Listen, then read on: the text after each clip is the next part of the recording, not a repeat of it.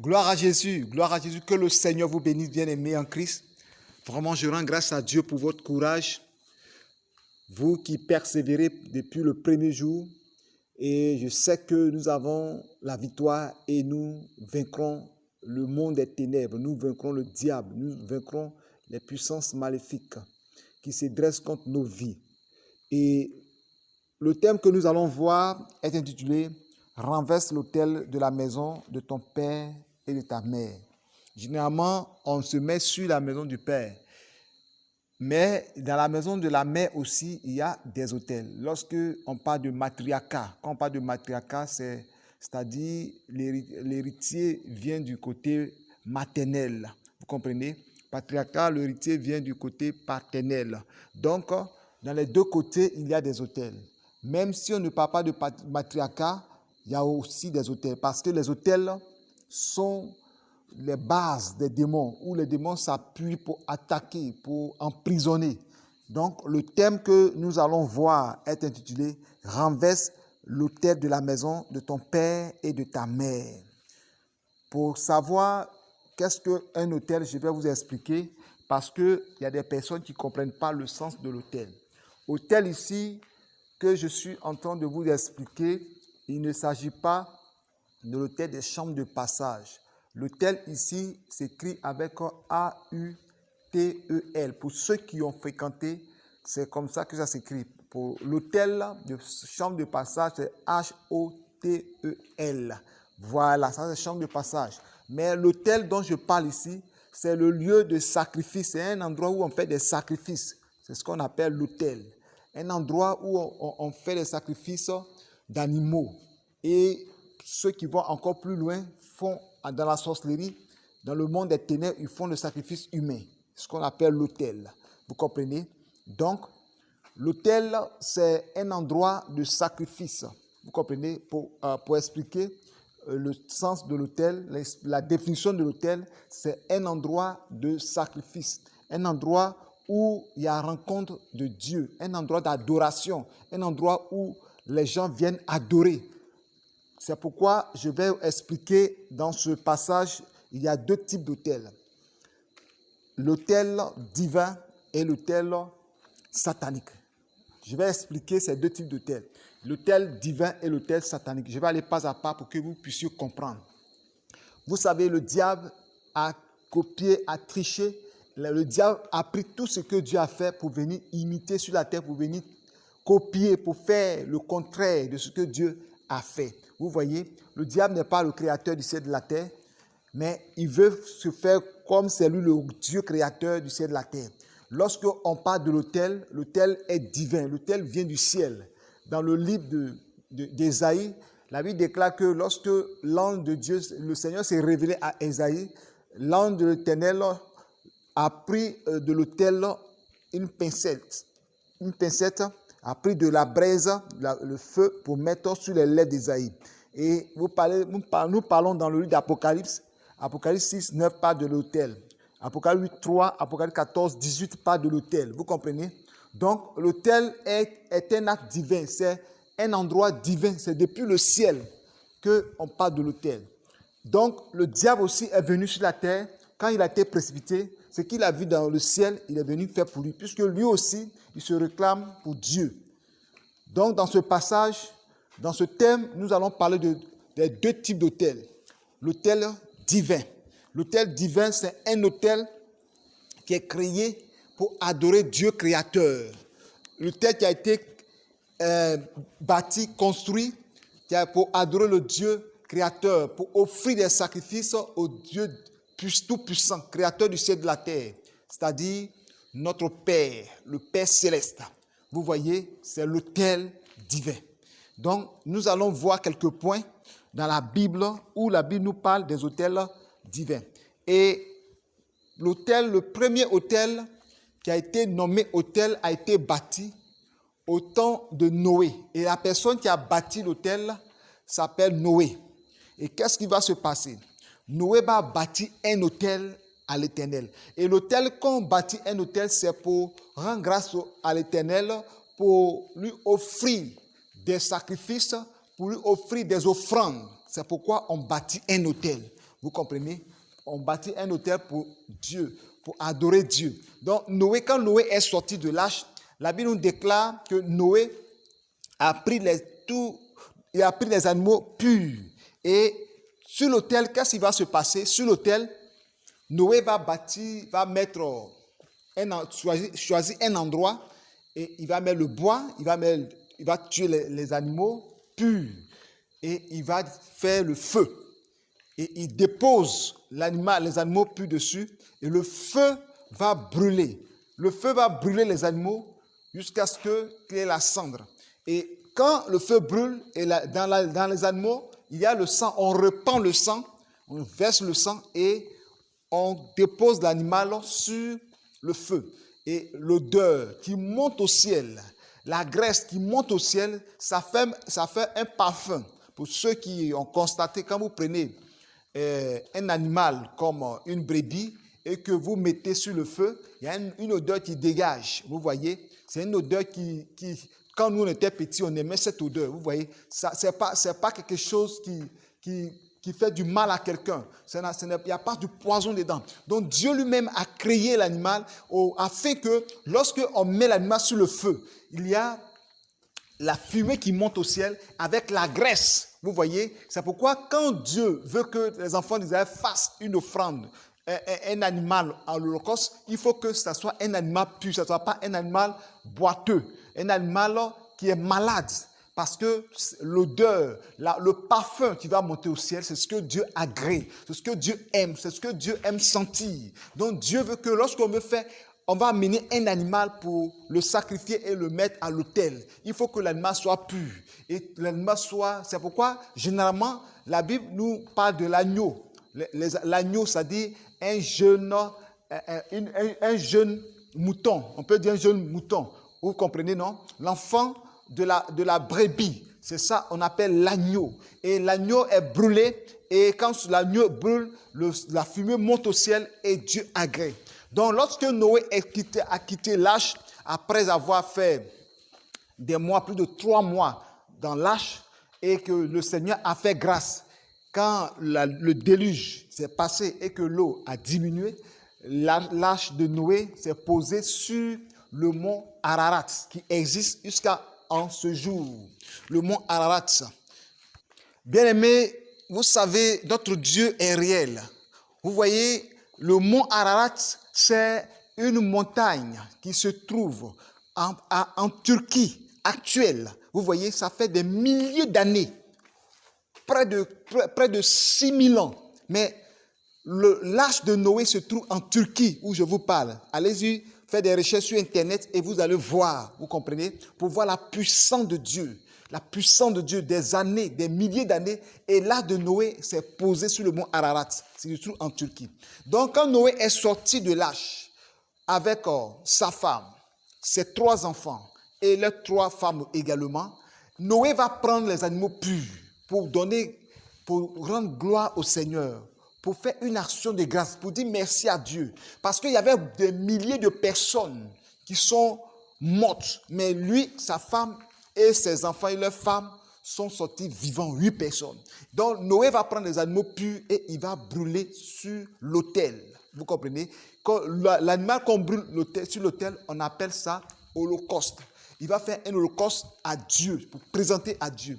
Et Dieu d'abord était en colère parce que le monde vivait dans le désordre, dans le péché. Et dans cette colère-là, Dieu a détruit le monde par le déluge, par l'eau. Donc, quand Noé va venir faire l'offrande, cela va monter, la fumée va monter, l'odeur, le parfum. Vous comprenez? Le parfum qui est monté vers Dieu.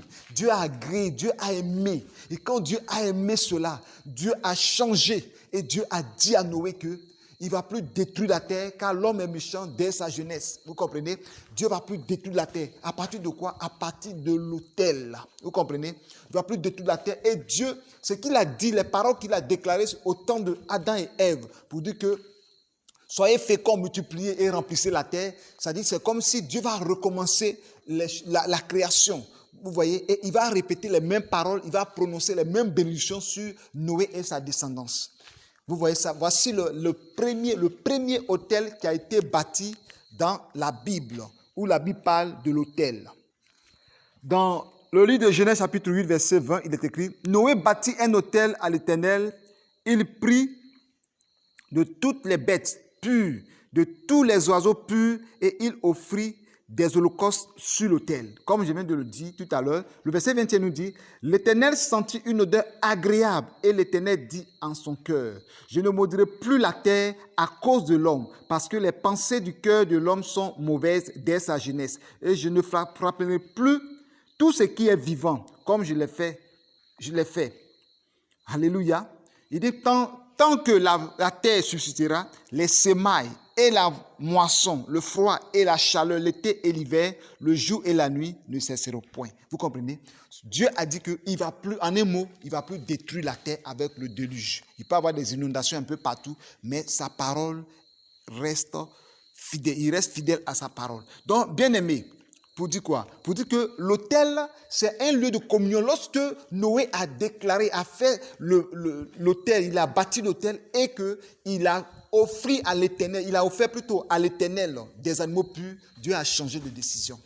Dieu a changé et Dieu l'a béni. Donc, pourquoi le diable aussi bâtit l'autel? Vous allez comprendre pourquoi. Pourquoi les agents du diable bâtissent l'autel? Je vais vous montrer dans le côté positif de l'autel et le côté négatif. Nous parlons présentement de l'autel divin. Je vous dis qu'il y a deux types d'autels. Il y a l'autel divin et l'autel satanique ou l'autel diabolique. Vous comprenez? Donc, pour l'heure, nous parlons de l'autel divin. Le premier autel qui a été bâti dans la Bible, clairement, où la Bible parle de l'autel, il s'agit de Noé qui a bâti l'autel.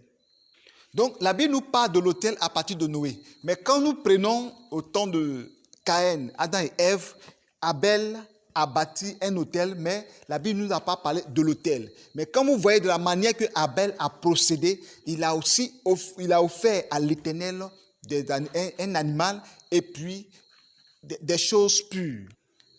Lorsque nous parlons dans le livre de Juges chapitre 6, comme je vous disais qu'à chaque programme, prenez vos stylos, ayez vos cahiers, vos bibles pour prendre note, parce qu'après vous pouvez vérifier. Dans Juges chapitre 6, versets 19 à 21, vous allez comprendre que Manoach, le père de Gédéon, qui a reçu l'ange qui est venu. D'abord, l'ange s'est présenté à sa femme d'abord, parce que l'ange était venu avec une bonne nouvelle. Mais Manoach va faire quelque chose.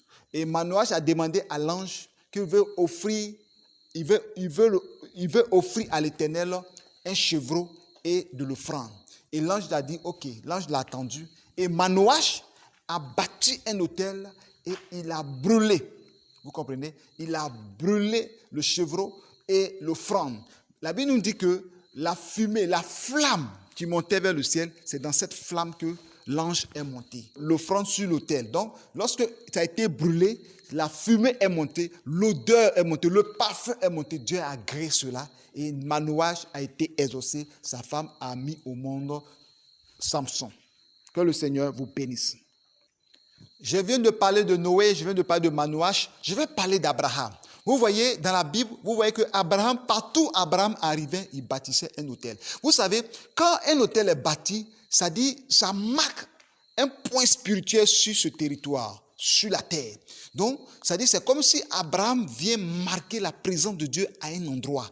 À Shichem, Abraham a bâti un autel où Dieu s'est révélé à lui. À Morija, il a bâti un autel où là, Dieu lui a dit de sacrifier son fils Isaac. Et Dieu lui a montré la montagne Morija. Et là-bas, il a bâti un autel. C'est là qu'il devait tuer Isaac pour l'offrir à l'Éternel. Vous comprenez? Donc, partout Abraham Abraham bâtit là un autel. Et cela a été perpétré à partir de ses descendants. Vous voyez que Isaac aussi, à Beersheba, il a bâti un autel et il a creusé des puits. Et tous les puits qu'il a creusés, il y avait de l'eau. Abraham aussi, quand il a bâti l'autel, quand il creusait des puits, il y avait de l'eau. Alors que les Philistins, lorsque eux creusaient sur leur propre territoire, au même endroit, il n'y avait pas d'eau. Mais Abraham creusait, il y avait de l'eau. Pourquoi? Parce que sur cette terre-là, il y a eu des hôtels qui ont été bâtis. C'est-à-dire quand l'hôtel est bâti, l'hôtel de Dieu est bâti, ça attire la présence de Dieu, ça attire le miracle de Dieu, ça attire la faveur de Dieu. Donc les Philistins qui n'avaient pas la révélation, qui adoraient d'autres dieux, ne savaient pas que le secret d'Abraham et de sa descendance provenait de l'autel qu'il bâtissait. Vous voyez, l'autel apporte la bénédiction, l'autel apporte la grâce, la faveur de Dieu. C'est pourquoi le diable sait que, comme l'autel apporte la faveur de Dieu, le diable attaque les autels. Que le Seigneur vous bénisse.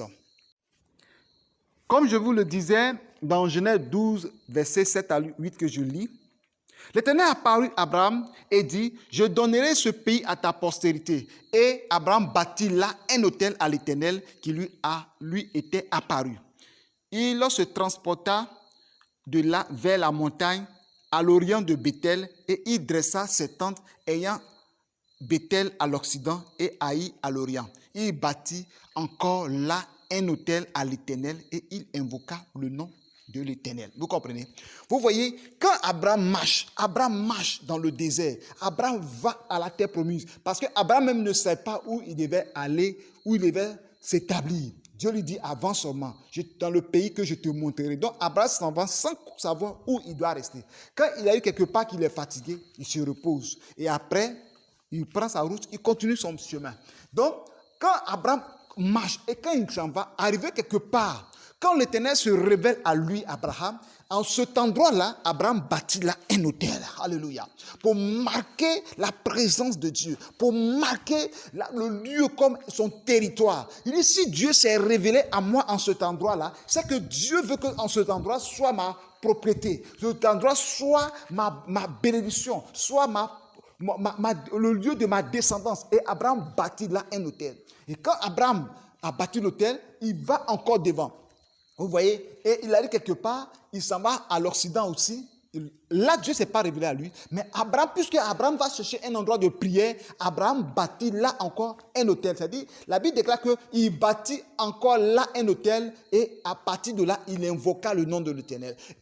Donc, vous savez, lorsqu'un autel est bâti, l'autel, cet endroit devient un endroit de prière, un endroit d'invocation de Dieu, un endroit d'invocation du grand roi. C'est ça, on parle de l'autel. L'autel est un endroit favorable, est un endroit où les anges même descendent. C'est pourquoi quand vous avez remarqué que quand Manoach a bâti l'autel, quand l'ange venait, il n'a pas vu. Mais quand il a bâti l'autel et qu'il a offert le sacrifice sur l'autel et que le feu, la flamme montait, c'est à partir de là que l'ange est monté au ciel. Donc quand un autel est bâti dans un endroit, cet endroit-là, c'est là que les anges descendent. C'est là que les anges montent et descendent. Quand vous lisez la Bible, vous allez voir que Jacob a fait un songe. Et lorsqu'il a fait un songe, il s'est levé le bon matin parce que dans le songe, il voyait que où il était, il y a une échelle qui touchait le ciel et l'autre côté touchait la terre. Donc, les anges montaient et descendaient. Qu'est-ce que Jacob a constaté? Il se réveille matin et il regarde que c'était tellement merveilleux, tellement glorieux que Jacob va prendre des pierres. Il va faire un monument et il va verser de l'huile et il va dire que ce lieu est appelé la maison de l'Éternel. Autrefois, la Bible déclare qu'on appelait ce lieu Luz. Mais Jacob va changer le nom de cet endroit. Vous savez, quand un hôtel est bâti dans un endroit, l'endroit doit changer de nom. L'endroit doit changer de nom. Et Jacob a changé le nom de Luz et lui a donné le nom de Béthel. Bien-aimé, tu dois comprendre que cela est une révélation. Jacob a changé le nom. Pour dire quoi? Pour dire que quand tu arrives quelque part, tu dois bâtir l'autel. Pourquoi je ne veux pas trop parler comment bâtir l'autel? Parce que nous sommes dans la nouvelle alliance. Quand tu ne donnes pas l'enseignement clairement, les gens vont faire de ce message comme un endroit d'idolâtrie. Je vais vous expliquer, c'est pourquoi je peux commencer sur l'autel satanique pour parler, pour prier, pour proclamer. Mais il faut que beaucoup de personnes comprennent ce que c'est l'autel. L'autel, c'est un endroit où on adore Dieu, un endroit où on offre des sacrifices à Dieu. C'est un endroit où on bénit le nom du Seigneur. C'est un endroit où on invoque Dieu. Abraham a invoqué Dieu. Partout, Dieu se révèle à lui, il invoquait Dieu là et il bâtissait un autel. Donc, partout, Abraham marquait ses territoires par des autels. C'est comme si aujourd'hui, on créait des églises dans les endroits, c'est à tel endroit, tel village où Le serviteur de Dieu est parti, arrivé là-bas, il crée une église. Il quitte ici, il va dans une ville, il crée une église, ainsi de suite. C'est ainsi que Abraham faisait. Mais ce n'était pas quelque chose de physique, ce sont des actes qu'il posait. Ce sont des pierres qu'il déposait, il mettait les pierres ensemble et sur cette pierre-là, il déposait un animal, il tuait, il donnait, il mettait la graisse dessus, il brûlait et le parfum monte au ciel. Vous voyez, à l'autel, le parfum monte.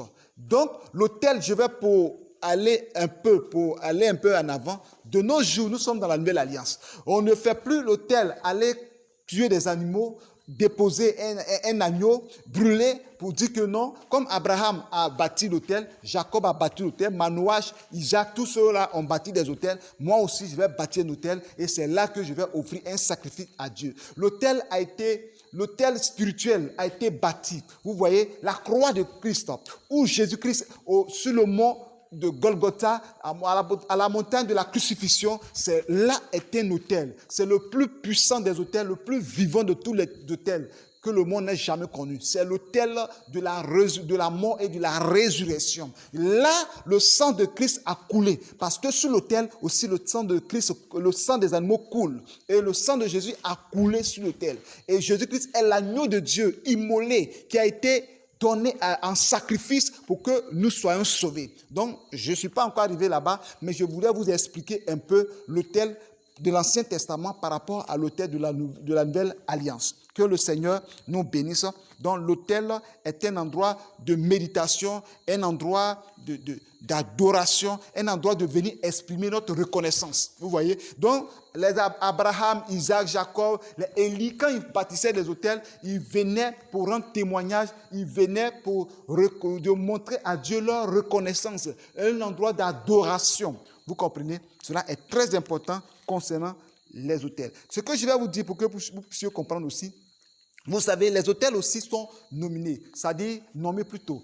Lorsqu'il y a un endroit que l'autel est bâti, Abraham donnait un nom. C'est pourquoi il a eu quelque part, il dit, l'Éternel pourvoira, le Dieu qui pourvoit, El Shaddai. Donc partout où il arrivait, il y avait Jireh. Lorsque l'autel est bâti, c'est-à-dire le nom de l'autel est donné par rapport à la révélation que Dieu donne.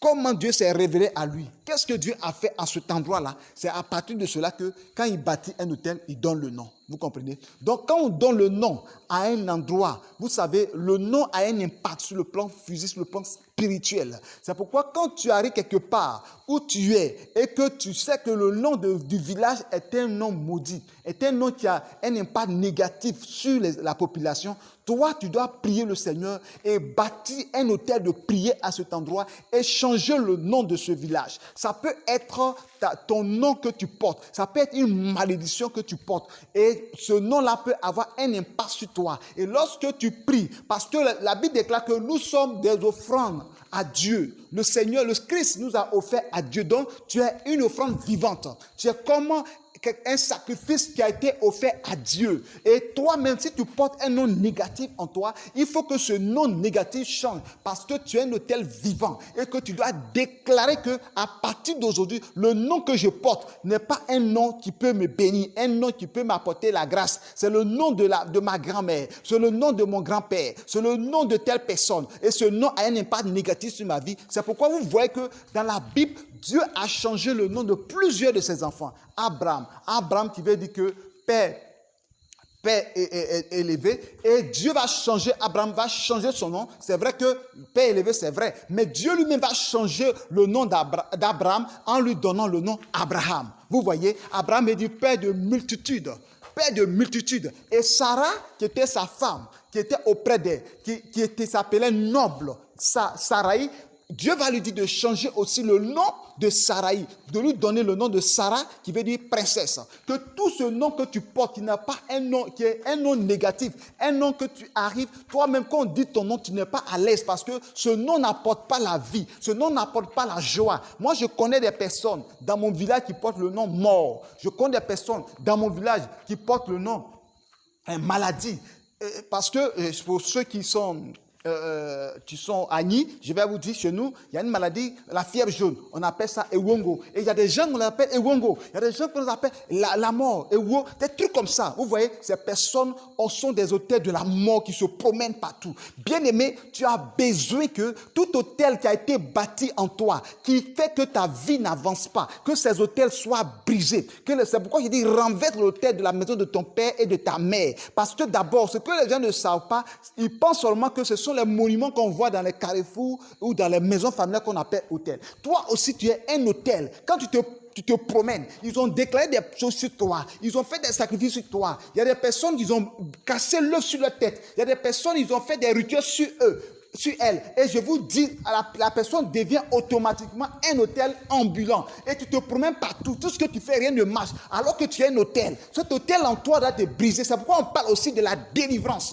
La délivrance. L'hôtel de la maison de ton père que tu portes sur ta tête, que tu portes dans ton corps. Que cet hôtel soit brisé. Partout tu arrives. Parce qu'il y a des personnes, on ne comprend pas. On prie, on jeûne, mais rien ne va. Mais alors que ces personnes sont des hôtels. Parce que ces hôtels, elles ont été dédiées à l'hôtel de famille, au point même qu'ils ont fait des rituels sur leur corps. Ils ont attaché des cordes, ils ont attaché des choses sur leur corps. Ils ont amené des nourritures que ces personnes ont mangées. Et la nourriture est restée dans le ventre. Et dans le ventre, c'est devenu un dépôt. Et ce dépôt est devenu un hôtel. Et cet hôtel qui est dans ton ventre, et partout tu te promènes avec cet hôtel, ce sont des démons que tu te promènes avec. Renverse l'hôtel de la maison de ton père. Renverse l'hôtel de la maison de ta mère. Je vais rentrer en même temps pour ne pas vous faire attendre en expliquant trop l'autel. Je vais rentrer comment Dieu veut que nous soyons délivrés. Lorsque vous lisez la Bible, vous allez comprendre que lorsque Dieu a dit à Gédéon d'aller combattre pour libérer les enfants d'Israël sous l'emprise des Philistins, la Bible nous dit, des Madianites, tout cela, la Bible nous dit que Dieu a dit à Gédéon, va et détruis l'autel de la maison de ton père. Et Gédéon est parti la nuit, il a détruit l'autel de la maison de son père. Et à partir de ce moment-là, c'est là que Gédéon a eu la force d'aller combattre. Parce que si Gédéon ça va combattre, il y a l'autel de la maison de son père où se trouvent des démons, où se trouvent des esprits impurs qui vont toujours le tirer en arrière. Quand il y a l'autel de la maison de ton père dans ta vie, tu seras toujours tiré en arrière. Tu veux voyager, tu peux aller loin de ton pays, tu peux quitter même ton continent pour aller dans un autre continent. Mais puisque l'autel de la maison de ton père te tient en captivité, la maison de ton père te tient et que tu portes, toi-même tu es un porteur d'autel partout où tu arrives. Lorsque tu vas arriver là-bas, c'est là que tu fais des rêves, tu te retrouves au village. C'est là que tu fais des rêves, tu te retrouves toi en tu es personne qui est âgée, même tu as des cheveux blancs, mais dans les rêves, tu vas te voir encore enfant. C'est parce que quand tu étais enfant, tu as mangé sous l'autel. Et l'esprit va te rappeler. Parce que toi, tu te dis que tu es chrétien. Tu te dis que tu es chrétien maintenant. Et que tu confesses le nom de Jésus. C'est là les esprits vont te rappeler que toi, tu as dit que tu es chrétien.